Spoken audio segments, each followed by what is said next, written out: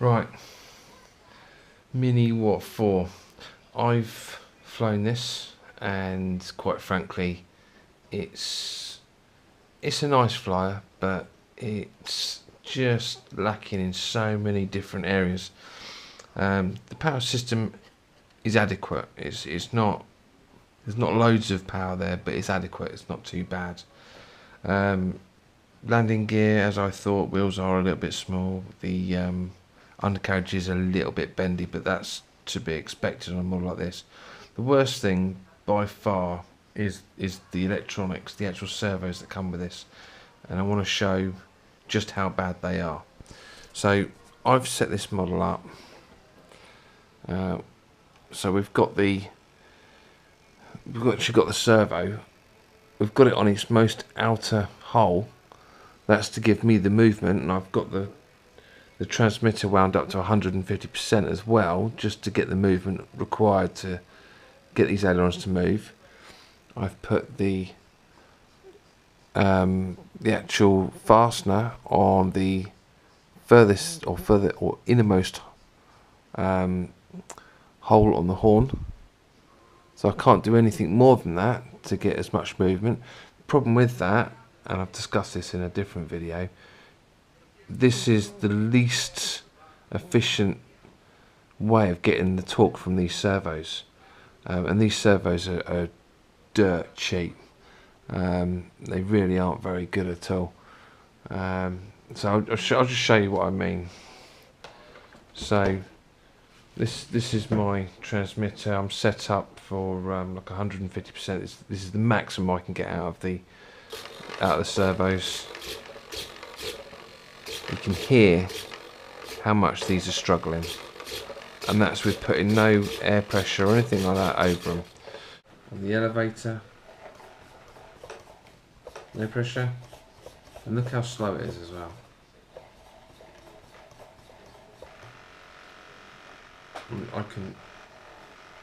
You shouldn't be able to do that. No way. That's no good at all. Rudder. Yeah, I'm not putting much force on there. And leave it alone completely, it's buzzing away. That's the ailerons.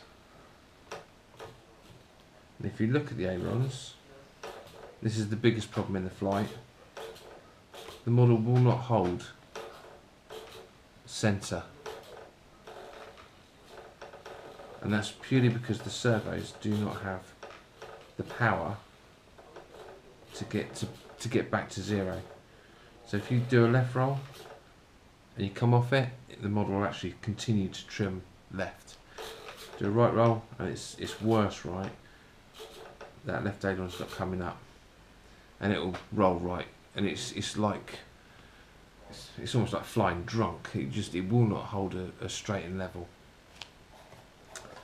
Up and down it does actually maintain, but you go into anything quickly, like a tumbling manoeuvre or anything like that, it just hasn't got the power behind it. I mean, I can literally put very little pressure on that. I can put it all the way back, and that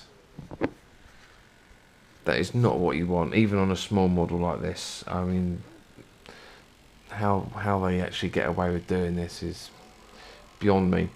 Other things I want to show, if we can see down there, there's a huge gap between the fuselage and the wing. The wing seating just doesn't seem to be accurate at all.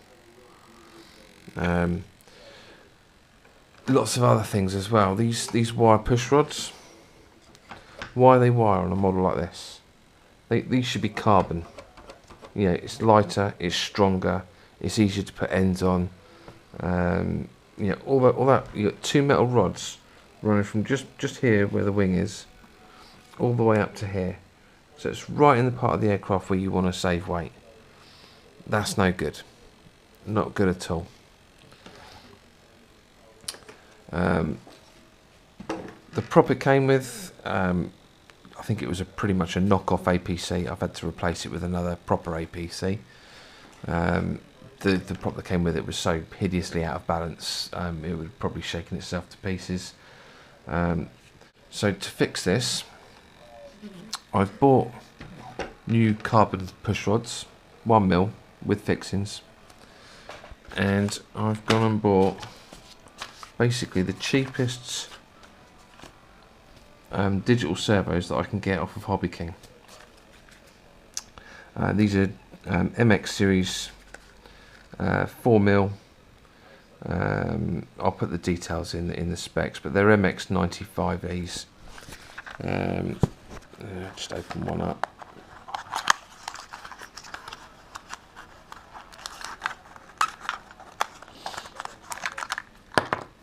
So they've got the super thin servo cable, and these are digital, so they're going to be faster, they're going to be more powerful. Dirt cheap, couple of quid from Hobby King for 4 of them, and I suspect that these are really going to change the model. They're going to make it more effective, they're going to make it more responsive. The motor package I'm going to leave alone for now, but I suspect it's probably going to want a 10 amp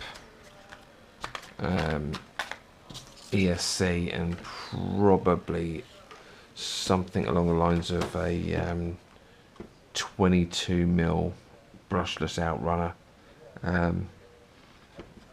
because I mean, it's all right, but it's not. It's good if you're.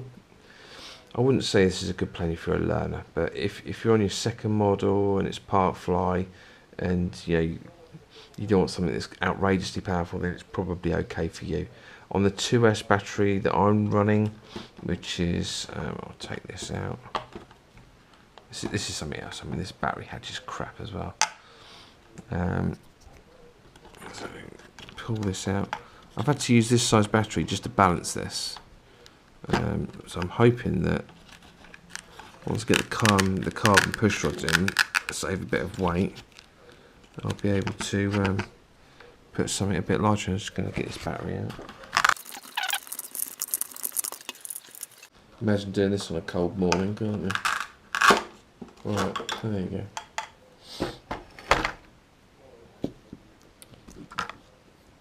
Right, I've gone the JST route on here, but I mean this is something else as well. Look. So there's the battery I'm using, 900 milliamp Overlander. Fantastic batteries, recommend these, they're really good. Use these on everything from mini quads to this. Enough of that. So there's our ESC, and there's a tray in there for the battery. Now behind that tray there's a gap between the top of the fuselage and the battery tray. And that really is probably a better place to put an ESC. So I think we're going to redo this, get the ESC put in the right place.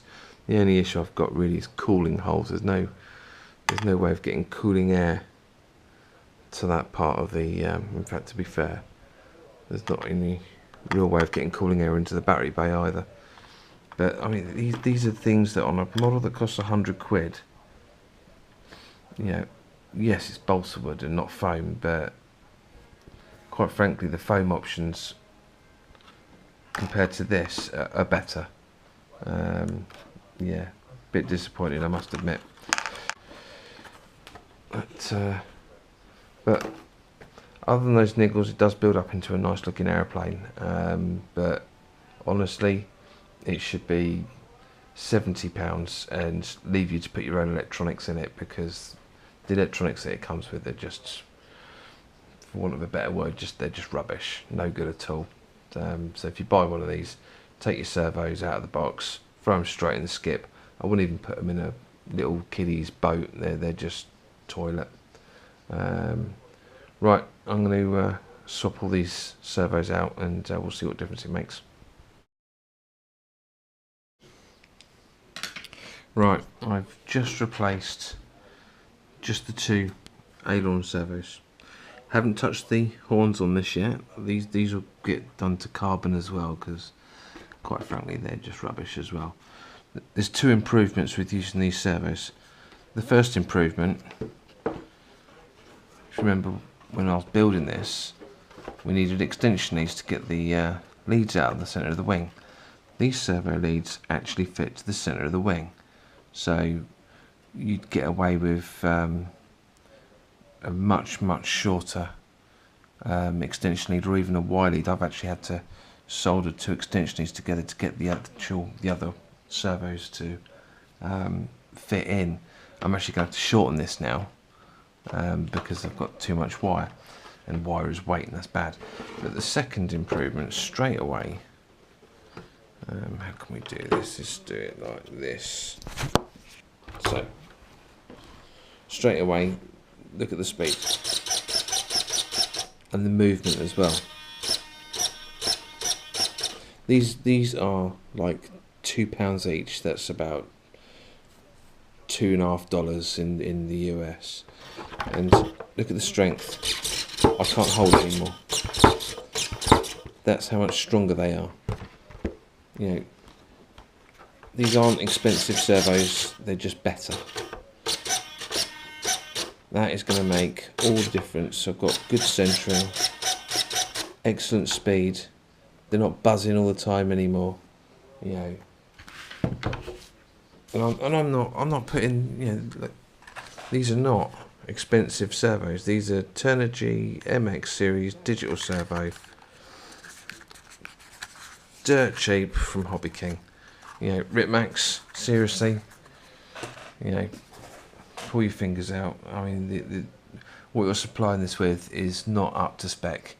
You know, if I can buy these servos for £10, then, you know, Ripmax surely must be able to buy the equivalent for a few quid. Yeah, whinge over. Let's get the rest of them done. Here we are. We've swapped out all the servos, and this is now what I get on my control surfaces. Instant responses, full control, good centering, and I can't really move them too much. I mean, once they're on, they're like, can't move that. Can't move that at all. Can't move. I can't overpower those servos by hand. Fantastic.